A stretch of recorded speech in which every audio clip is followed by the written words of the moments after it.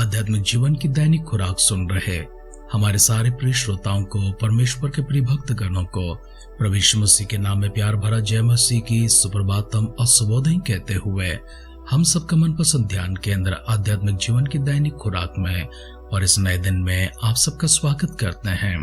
हमारी अध्ययन इतिहास की दूसरे ग्रंथ की अंतिम अध्याय पर पहुंच चुकी है। राजाओं के वृत्तांतों की इस ग्रंथ के समापन में जाने से पहले अपने सिरों को झुकाएंगे, आंखों को बंद करेंगे, स्वर्गीय परमेश्वर के दिव्य सानिध्य में अपने आप को समर्पण करेंगे। परमेश्वर ने इतनी लंबी यात्रा हम सबको प्रदान की है। उत्पत्ति की किताब से लेकर हमने इतिहास की पुस्तक तक अभी तक हमारी यात्रा को तय किया है। इससे पहले हमने कई सारे भिन्न अंशों पर हमारे ध्यान को आगे बढ़ाया है। 2 साल के पर परमेश्वर ने किस तरह हम सबों को चलाया है, उन बातों को विस्मरण करते हुए हमारे ध्यान में आगे बढ़ने से पहले आइए अपने सिरों को झुकाएंगे, आंखों को बंद करेंगे, कृतज्ञ होकर परमेश्वर के दिव्य सानिध्य में उनकी स्तुति करते हुए, आराधना करते हुए, आभार प्रकट करते हुए छोटी सी प्रार्थना करेंगे। अपने महान कार्य हमारे जीवन में करते हुए, हम सबों को बहुत के आशीर्वादों से भरते हुए, अपनी स्वर्गीय सामर्थ, स्वर्गीय ताकत, स्वर्गीय बरकतें प्रभु जी हमारे पर उंडेलते हुए हम सबों को भी तंदुरुस्त और सलामत संभाल कर अभी तक सजीवों की संख्या में आपने जिस तरह से संभाले रखा है, न सोते हुए, न ऊँगते हुए, न त्यागते हुए, न ठुकराते हुए, न भूलते हुए परमेश्वर हम सबका ख्याल रखकर अभी तक आपने हमें प्रदान किया हुआ हर एक वरदान को, हर आशीर्वाद को, हर बरकत को, आपकी सुरक्षा, आपकी तंदुरुस्ती को, आपके सारे प्रावधानों को और सौभाग्य को विस्मरण करते हुए आभार मन के साथ में आपकी दिव्य सानिध्य में अपने आप को दीन और नम्र करते हैं। महान पिता परमेश्वर, ऐसे अनुग्रह जो आपने हम पर दिखाए हैं, शुक्र अदा करते हैं। आदर सम्मान परमेश्वर केवल आपकी ही करते हैं। हमारे सारे प्रियजनों को, आपके भक्तगणों को परमेश्वर आपके ही पवित्र सानिध्य में, आपकी अद्भुत दृष्टि में लेकर आते हैं। व्यक्तिगत तौर से पिता परमेश्वर एक एक जन को छूने के लिए, अपनी सामर्थ से भरने, अपनी शक्ति से भरने के लिए, अपनी अगुवाई से भरने के लिए आत्मा का अभिषेक परमेश्वर उनके ऊपर उंडेलते हुए सारी आवश्यकता प्रभु जी उन तक पहुंचाकर उनकी सारी कमी घटी को दूर करते हुए सुखदायक, आरामदायक, आनंददायक, आशीषमान एक अद्भुत जीवन प्रभु जी सभी को प्रदान करने के लिए आपसे नम्र प्रार्थना करते हैं। हमारी आगे के समय प्रभु आपके वचनों के माध्यम से हमसे बातें कीजिए। सारी महिमा, गौरव, आदर, सम्मान आप प्राप्त कीजिए। हमारी प्रार्थनाओं को पिता परमेश्वर आपने सुनकर दिया उत्तर के लिए धन्यवाद करते हुए हमारे उद्धारकर्ता हमारे प्रभु यीशु मसीह के नाम से इस प्रार्थना को मांगते हैं। सुन और कबूल कर पिता। आमेन, आमेन, आमेन।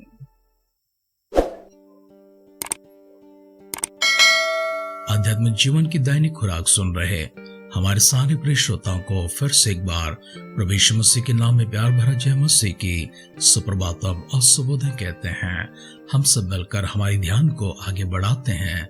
इतिहास का दूसरा ग्रंथ अंतिम अध्याय अर्थात 36वां अध्याय में हमारी पठन को हमारे ध्यान लेकर चलेंगे। आइए हम सब मिलकर इतिहास का दूसरा ग्रंथ 36वां अध्याय का पहला वचन से पढ़ते हुए हमारे ध्यान में आगे बढ़ते रहेंगे। तब देश के लोगों ने योशिय्याह के पुत्र योआहाज को लेकर उसके पिता के स्थान पर यरूशलेम में राजा बनाया। जब योआहाज राज करने लगा तब वह 23 वर्ष का था और 3 महीने तक यरूशलेम में राज करता रहा।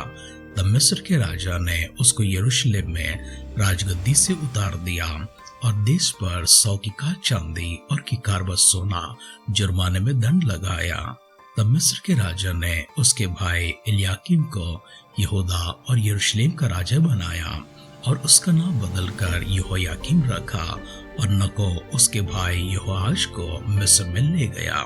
जब यहोयाकीम राज करने लगा तब वह 25 वर्ष का था और 11 वर्ष तक वह यरूशलेम में राज करता रहा और उसने वो काम किया जो यहोवा परमेश्वर की दृष्टि में बुरा है।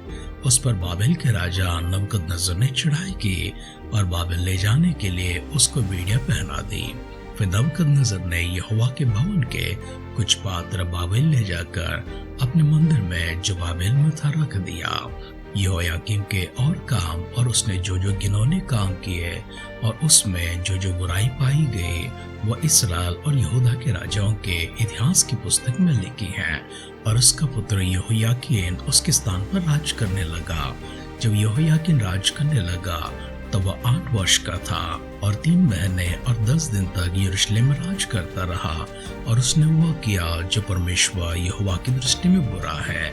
नए वर्ष के लगते ही नबूकदनेस्सर ने लोगों को भेजकर उसे और यहोवा के भवन के मनभावने पात्रों को बाबेल में मंगवा लिया और उसके भाई सिदकिय्याह को यहूदा और यरूशलेम पर राजा नियुक्त किया। जब सिदकिय्याह राज करने लगा तो वह 21 वर्ष का था और यरूशलेम में 11 वर्ष तक राज करता रहा। और उसने वही किया जो उसके परमेश्वर यहोवा की दृष्टि में बुरा है। यद्यपि यिर्मयाह नबी यहोवा की ओर से बातें कहता था तो भी वह उसके सामने दीन ना हुआ। पर नबूकदनेस्सर जिसने उसे परमेश्वर की शपथ खिलाई थी उससे उसने बलवा किया और उसने हट किया और अपना मन कठोर किया कि वह इस्राएल के परमेश्वर यहोवा की ओर न फिरे। वरन सब प्रधान याजकों ने और लोगों ने भी अन्य जातियों के से घिनौने काम करके बहुत बड़ा विश्वासघात किया और यहोवा के भवन को जो उसने यरूशलेम में पवित्र किया था अशुद्ध कर डाला। और उनके पूर्वजों के परमेश्वर यहोवा ने बड़ा यत्न करके अपने दूतों से उनके पास कहला भेजा, क्योंकि वह अपनी प्रजा और अपने धाम पर तरस खाता था। परंतु वे परमेश्वर के दूतों को टट्ठों में उड़ाते, उसके वचनों को तुच्छ जानते और उसके नबियों की हंसी करते थे। निदान यहोवा अपनी प्रजा पर ऐसा झुंझला उठा कि बचने का कोई उपाय न रहा। तब उसने उन पर कसदियों के राजा से चढ़ाई करवाई और इसने उनके जवानों को उनके पवित्र भवनी में तलवार से मार डाला। और क्या जवान, क्या कुंवारी, क्या बूढ़े, क्या पक्के बाल वाले, किसी पर भी कोमलता ना की।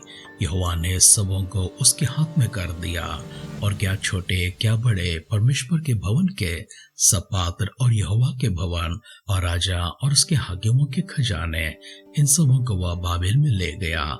और कसदियों ने परमेश्वर का भवन फूंक दिया और यरूशलेम के शहर पनाह को तोड़ डाला और आग लगाकर उसके सब भवनों को जलाया और उसमें का सारा बहुमूल्य सामान नष्ट कर दिया। और जो तलवार से बच गए उन्हें वह बाबेल को ले गया। और फारस के राजा प्रबल होने तक वे उसके और उसके बेटे पोते के अधीन रहे। ये सब इसलिए हुआ कि यहोवा का जो वचन यिर्मयाह के मुंह से निकला था वो पूरा हो कि देश अपने विश्राम कालों में सुख भोगता रहे। इसलिए जब तक वो सोना पड़ा रहा तब तक अर्थात 70 वर्ष के पूरे होने तक उसको विश्राम मिला। फारस के राजा खुसरो के पहले वर्ष में यहोवा ने उसके मन को उभारा कि जो वचन यिर्मयाह के मुंह से निकला था वो पूरा हो। इसलिए उसने अपने समस्त राज्य में यह प्रचार करवाया और इस आशय की चिट्ठियां लिखवाई कि फारस का राजा खुसरो कहता है कि स्वर्ग के परमेश्वर यहोवा ने पृथ्वी भर का राज्य मुझे दे दिया है और उसने मुझे आज्ञा दी है कि यरूशलेम जो यहूदा में है उसमें मेरा एक भवन बनवा। इसलिए उसके प्रजा के सब लोगों, तुम में से जो कोई चाहे कि उसका परमेश्वर यहोवा उसका साथ रहे तो वह वहां रवाना हो जाए। इतिहास का दूसरा ग्रंथ 36वां अध्याय का 8वां वचन से लेकर अंतिम वचन तक हमने पढ़कर सुना है। हमारे इस पठन में हम 4 राजाओं को देखते हैं जो बहुत ही कम समय अपने राजगद्दी पर बैठे हुए थे। उन सब का काल बहुत जल्दी समाप्त हो जाता है। उसके कारण कि हम छानबीन करने निकलते हैं तो हमें ऐसा ज्ञात होता है कि परमेश्वर ने अपने नबियों की जुबान से ऐसी भविष्यवाणी करवाई है जो आने वाले भविष्य के दिनों में होने वाले हैं। भविष्य के दिनों में इसलिए क्योंकि जिस राजा ने गलती किया था उस राजा ने जो पश्चाताप किया, प्रायश्चित किया, अपने मन फिराया, परमेश्वर की ओर मुड़कर आया, तब परमेश्वर ने कहा तेरे दिनों में विपत्ति नहीं आएगी वरन तेरे संतान के दिनों में या फिर अन्य राजाओं के दिनों में आएगा। इसलिए हम देखते हैं परमेश्वर के नबियों ने जो कुछ भी भविष्यवाणी की है उस समय पर पूरी होती है। यिर्मयाह नबी ने जो भविष्यवाणी कहा था उस भविष्यवाणी का पूरा होने के लिए 70 वर्ष लगे थे। और 70 वर्ष के पूरे होने के बाद फारस का राजा खुसरो को परमेश्वर ऐसी अगुवाई देते हैं, ऐसे प्रकाशन देते हैं परमेश्वर ने उसे स्वयं कहा है, जो यहूदा में यरूशलेम कहलाता है, उसमें जो मेरा भवन है उसे तो बनाएगा। उस भवन को क्या हुआ था? भवन को राजा नबूकदनेस्सर ने पूरी तरह से गिरा दिया था। परमेश्वर के मंदिर में से जितने पवित्र वस्तु थे, उन सबों को नबूकदनेस्सर अपने संग बाबेल को लेकर गया है। जो कुछ भी बचे हुए हैं, उन सबों को तहस नहस कर दिया और मंदिर को पूरी तरह से ढा दिया था। इतना ही नहीं, यरूशलेम की सारी दीवारों को भी ढा दिया था। उसी की मरम्मत करने के लिए, उसे पुनः बनाने के लिए परमेश्वर फारस का राजा खुशरो से कहते हैं, और खुशरो अपनी प्रजा से कहते हैं, हे परमेश्वर के संतान, जो कोई उसकी शरण में जाना चाहते हैं और जो कोई परमेश्वर का अनुसरण करना चाहते हैं, वो अपने देश जाने के लिए यहाँ से रवाना हो जाए। परमेश्वर के इस कार्य को आगे बढ़ाते हुए, लोगों को स्वतंत्र करते हुए, मंदिर के निर्माण करते हुए फारस का राजा अपने अंतिम दिनों को बिताते हैं। लेकिन उससे पहले हम देखते हैं मिस्र के राजा ने किस प्रकार से यहूदा के ऊपर चढ़ाई की है, और अपने ही भाई को उसने यहूदा के ऊपर यरूशलेम में राजा बनाया था और उसका नाम एलयाकीम से बदलकर यहोयाकीम रखा। इतना ही नहीं, यहोयाकीम का भाई यहोआज को उसने बंदी बनाकर अपने साथ मिस्र देश में लेकर गया। जब यहोयाकीम राज करने लगा तब वो 25 वर्ष का था और वह 11 वर्ष तक यरूशलेम में राज करता रहा। उसने वो काम किया जो परमेश्वर की दृष्टि में बुरा है। इससे पहले राजा को भी देखते हैं हम, उसने भी वो काम किया है जो परमेश्वर की दृष्टि में बुरा है, क्योंकि वह परमेश्वर की विधियों के विरुद्ध में चलता हुआ वो काम करता रहा है जो परमेश्वर के लिए घृणित है, बुरे हैं। इसलिए परमेश्वर ने राजा नबूकदनेस्सर को उसके ऊपर उभारा। उसने यहोयाकीम को बेड़ियों में बांधकर, उसे बंदी बनाकर, गुलाम बनाकर अपने साथ बाबेल को ले जाता है। और उसके बाद राजा नबूकदनेस्सर ने अपने ही भाई सिदकिय्याह को यहूदा के ऊपर यरूशलेम में राजा नियुक्त किया। सिदकिय्याह जब राज करने लगा तब वह 21 वर्ष का था और यरूशलेम में वह 11 वर्ष तक राज करता रहा। उसने भी वही काम किया है जो परमेश्वर की दृष्टि में बुरा है। यद्यपि यिर्मयाह नबी यहोवा की ओर से बातें कहता था, तो भी वह उसके सामने दीन ना हुआ। फिर नबूकदनेस्सर, जिसने उसे परमेश्वर की शपथ खिलाई थी, उससे उसने बलवा किया और उसने हठ किया और अपना मन कठोर किया कि वह इस्राएल के परमेश्वर यहोवा की ओर ना फिरे। वरन सब प्रधान याजकों ने और लोगों ने भी अन्य जातियों के से घिनौने काम करके बहुत बड़ा विश्वासघात किया और यहोवा के भवन को जो उसने यरूशलेम में पवित्र किया था अशुद्ध कर डाला। और उनके पूर्वजों के परमेश्वर यहोवा ने बड़ा यत्न करके अपने दूतों से उनके पास कहला भेजा, क्योंकि वह अपनी प्रजा पर, अपने धाम पर तरस खाता था।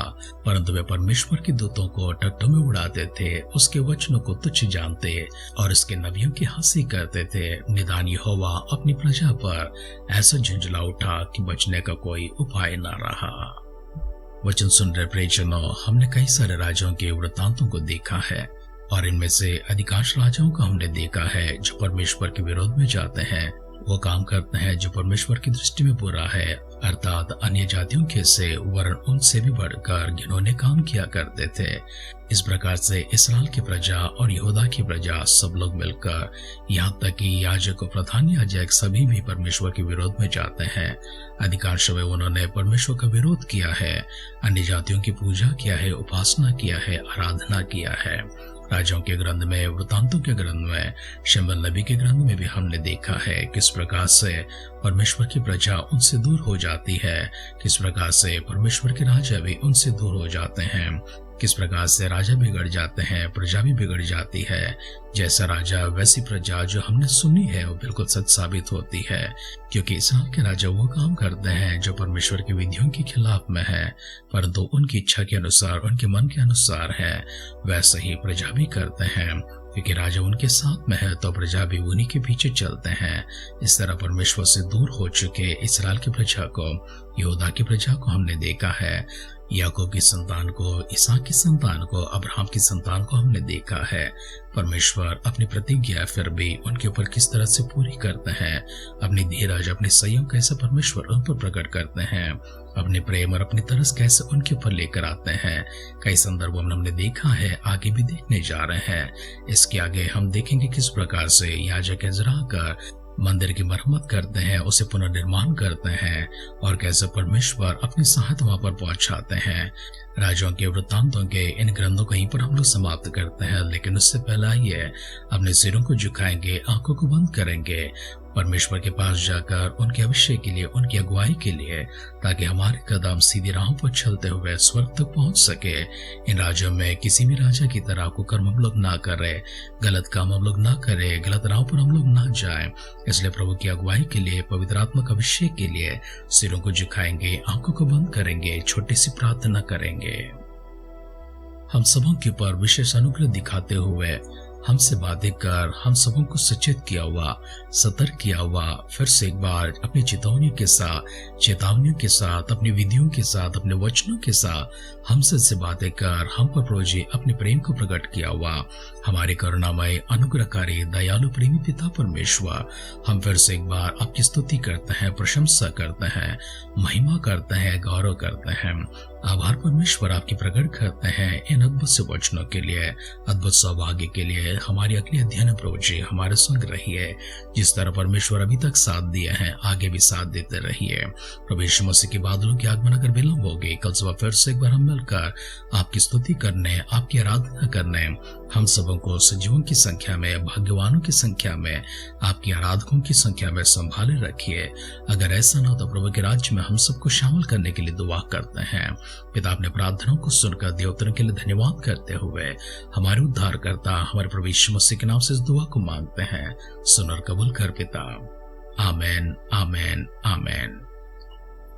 परमेश्वर की अगुवाई और अभिषेक हमेशा आपके ऊपर उतरते रहे। परमेश्वर अपने पंखों की आड़ में आपको संभाले रखे। सलीब की राह पर प्रभु यीशु मसीह आपको चलाते रहे। पवित्र आत्मा का अभिषेक में, अगुवाई में और पिता परमेश्वर की प्रेम में निरंतर आपको संभाले रखे। हमारी सी दुआ और कामना के साथ आज के ध्यान के पर समाप्त करते हैं। आप सुनते रहिए, सुनाते रहिए आध्यात्मिक जीवन की दैनिक खुराक।